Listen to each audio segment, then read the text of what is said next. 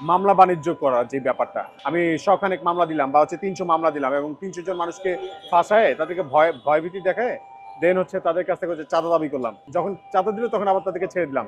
এরকম ঘটনা যে শুধু অন্যায়কারীদের সঙ্গে হচ্ছে ব্যাপারটা এমন না, ইনোসেন্ট পিপলদের সঙ্গে হচ্ছে, যারা এই আন্দোলনে জুলাই বিপ্লবের নেতৃত্ব দিয়েছে, যে সকল সমন্বয়করা নেতৃত্ব দিয়েছে, সে সকল সমন্বয়কদের বিরুদ্ধে কিন্তু এরকম মামলা হয়েছে। এটা আমি দেখেছি, নিজেই দেখেছি। সাবেক গভর্নমেন্টের নামে কিংবা জাতীয় পার্টির নামে কাউকে নামে কেউ যদি মামলা করতে যায়, এত সুন্দরভাবে মামলা নেয়, কোন জায়গায় মার্ডার করছে, কিভাবে মার্ডার করছে, এই লোক কোথায় ছিল, সেটা দরকার নাই। উদ্দেশ্য প্রণোদিত হয়ে কোনো একটি ব্যক্তি কিংবা গোষ্ঠীকে হয়রানি করার জন্য বিভিন্নভাবে মামলা দেওয়া হচ্ছে। যদি এই অবস্থা থেকে জাতিকে মুক্তি না দেওয়া যায় এবং যেই লাউ সেই কদি আছে, একটা গ্রুপ চলে যায় আরেকটা গ্রুপ এসে সেই জায়গা দখল করে জনগণকে জুলুম নির্যাতন করতেছে, অবিলম্বে মাননীয় প্রধান উপদেষ্টা নোবেল বিজয়ী ডক্টর ইউনূসকে বলবো, আপনি এবং আপনার উপদেষ্টা পরিষদ আপনার আইন শৃঙ্খলা বাহিনী দিয়ে তা প্রতিহত করা হোক।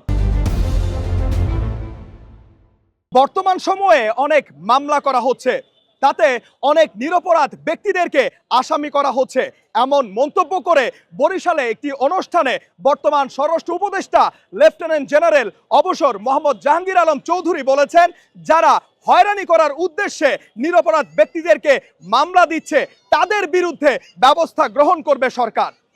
স্বরাষ্ট্র উপদেষ্টার এমন মন্তব্যের পর সাধারণ ছাত্র জনতা কি ভাবছে, কি তাদের মন্তব্য, তা তুলে ধরতেই কালের কণ্ঠের বিশেষ আয়োজন জনতার কণ্ঠে আমি খন্দকার আসিফুজ্জামান রয়েছি আপনাদের সাথে। তাহলে চলুন দর্শক, কথা না বাড়িয়ে ছাত্র জনতার মতামত জেনে নেওয়া যাক। যেভাবে পারছে মামলা দিয়েছে, মানে মামলা বাণিজ্য করার যে ব্যাপারটা, আমি মামলা দিলাম একসাথে গড্ডালিকা, যে দোষ করে নাই, কিচ্ছু করে নাই, ইনোসেন্ট পিপল থেকে আমি ধরে মামলা দিয়ে দিলাম। আমি শখানেক মামলা দিলাম বা ৩০০ মামলা দিলাম এবং ৩০০ জন মানুষকে ফাঁসায় তাদেরকে ভয়ভীতি দেখায়, দেন তাদের কাছ থেকে চাঁদা দাবি করলাম, যে টাকা দাও, হ্যাঁ কি এত টাকা দাও। দেন যখন চাঁদা দিল তখন আবার তাদেরকে ছেড়ে দিলাম। এরকম ঘটনা যে শুধু অন্যায়কারীদের সঙ্গে হচ্ছে ব্যাপারটা এমন না, ইনোসেন্ট পিপলদের সঙ্গে হচ্ছে, যারা এই আন্দোলনে জুলাই বিপ্লবের নেতৃত্ব দিয়েছে, যে সকল সমন্বয়করা নেতৃত্ব দিয়েছে, সে সকল সমন্বয়কদের বিরুদ্ধে কিন্তু এরকম মামলা হয়েছে। এটা আমি দেখেছি, নিজেই দেখেছি। দেখলাম যে এইগুলো ফ্রড এবং বিভিন্ন দলীয় মদতে তারা এই কাজগুলো করছে। তো স্বরাষ্ট্র উপদেষ্টা যদি এই কথা বলে থাকে, তার এই উদ্যোগটাকে আমরা সাধুবাদ জানাচ্ছি। এখন কোনো লোক যদি থানায় মামলা করতে যায়, থানার কর্মকর্তা তাকে সুন্দরভাবে চেয়ারের মধ্যে বসাইয়া এত সুন্দরভাবে মামলা নেয়। এই ছাড়া অন্য কোনো মামলা যদি কেউ করতে যায়, তখন আর এই মামলাগুলো তারা আর নেয় না। কিন্তু ওই সাবেক গভর্নমেন্টের নামে কিংবা জাতীয় পার্টির নামে কাউকে নামে কেউ যদি মামলা করতে যায়, এত সুন্দরভাবে মামলা নেয়, কোন জায়গায় মার্ডার করছে, কিভাবে মার্ডার করছে, এই লোক কোথায় ছিল, সেটা দরকার নাই। এরকম পরিস্থিতি অতীতে কোনো গভর্নমেন্টের আমলে এবং কোনো কেয়ারটেকার 111 বলেন তারও আমলে হয় নাই। 5 আগস্ট পরবর্তী যে বাংলাদেশ, এই বাংলাদেশে আমরা আসলে বিভিন্ন ধরনের পরিবর্তন আমরা চেয়েছি, কিন্তু দুর্ভাগ্যজনক হলেও সত্য যে আমরা যেই বিষয়টি লক্ষ্য করেছি যে উদ্দেশ্য প্রণোদিত হয়ে কোনো একটি ব্যক্তি কিংবা গোষ্ঠীকে হয়রানি করার জন্য বিভিন্নভাবে মামলা দেওয়া হচ্ছে। কেউ কেউ আর্থিক লেনদেনের মাধ্যমে কাউকে হয়রানি করছেন। ক্ষমতার যে অপব্যবহার, সেটি যেন কারো বিরুদ্ধে না করা হয়, সেই ব্যাপারে প্রশাসন সজাগ দৃষ্টি পালন করবেন। কোনো একটি ব্যক্তি কিংবা গোষ্ঠীর দ্বারা প্রভাবিত হয়ে যেন কোনো নিরপেক্ষ ব্যক্তিকে যেন কোনো ধরনের শাস্তি কিংবা মামলার মুখোমুখি হতে না হয়, কিংবা কেউ মামলাকে কেন্দ্র করে যেন কেউ আর্থিক লেনদেন না করেন, কোনো ধরনের অর্থ বাণিজ্য আমরা চাচ্ছি না। এবং এই যে ভবিষ্যৎ বাংলাদেশে চাঁদাবাজির কোনো স্থান আমরা আগামী দিনে দেখতে চাচ্ছি না। বাদী চিনে না কার বিরুদ্ধে মামলা হইতেছে, এবং যে আসামি হচ্ছে সে নিজেও বাদীকে চিনে না। আর স্বরাষ্ট্র উপদেষ্টা যে কথাটা বলেছে এটা বাস্তবিক কথা।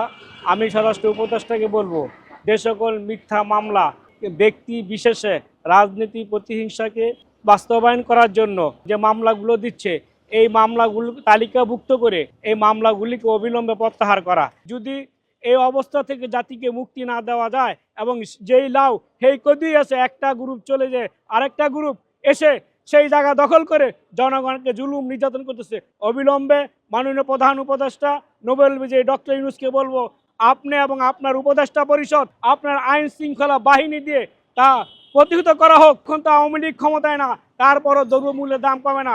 পুলিশ সকল পর্যায়ে না থাকাতে এই সুযোগে এক শ্রেণীর দুর্নীতিবাজ, এক শ্রেণী ভূমিদস্যু, কালোবাজারিরা আপনার রাস্তাঘাট দখল করে নিরীহ মানুষদেরকে হয়রানি করে মানুষের জায়গা সম্পত্তি নিয়ে যাচ্ছে। মামলার বাদী হচ্ছে হলো টাঙ্গাইল শহর থেকে আপনার প্রায় 3 থেকে 4 কিলোমিটার দূরে, কিন্তু আন্দোলন হয়েছিল টাঙ্গাইলের সিডিসি মার্কেট এরকম একটা জায়গায়।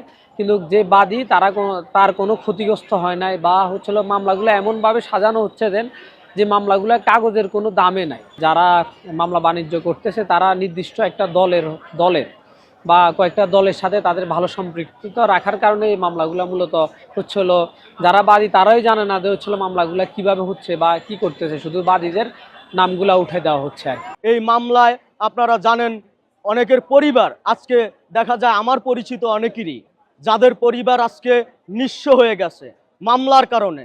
বিগত দিনে তাদের মামলা ছিল, এখনও এই ধরনের মামলা হচ্ছে, তো তারা কোথায় যাবে? এই সরকার দায়িত্ব নেবার পর থেকে জনগণের যে প্রত্যাশা ছিল এই প্রত্যাশা কাঙ্ক্ষিতভাবে পূরণ হচ্ছে না। শুধুমাত্র রাজনৈতিক কারণেই হচ্ছে এমন নয়, যার সঙ্গে মানে কোনো গণ্ডগোল থাকে আর কি, তাকে কিন্তু ফাঁসানো হচ্ছে। একটি যমজ বাচ্চা জন্মগ্রহণ করার পরে সেই মা 6 দিন পরে মারা যায়, এবং ওই দিনই তার বাবাকে সন্দেহমূলকভাবে তাকে অ্যারেস্ট করে নিয়ে যাওয়া হয়, এবং পুলিশ সেখানে বলে কি যে 50,000 টাকা নিয়ে আসো, সেখানে ছেড়ে দেওয়া হবে। তার ভাই বলেছে আমি 30,000 টাকা নিয়ে গিয়েও ছাড়াতে পারিনি, তাকে চালান দিয়ে দেওয়া হয়েছে।